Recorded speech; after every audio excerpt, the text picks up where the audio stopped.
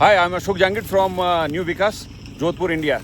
Here is James with me. So we are on the field of the maize, and James would like to say you about the chaff cutter machine. Hi, James. Hi, Ashok. So tell me about something about the New Vikas chaff cutter machine. How long you are using this one? Fuck, I think this should be my second unit, but the first time I bought one was I think around 2016, thereabouts. And all of them are functional. You look maybe those close to 10 years.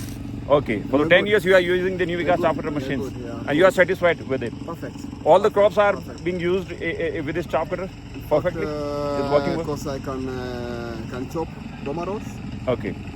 dry, in fact all dry, fodder and grain.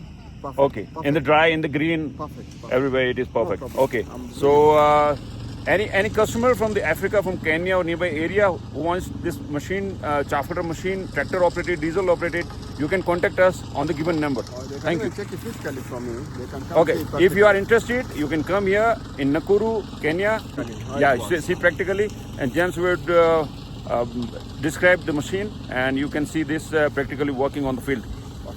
Thank you. Thank you.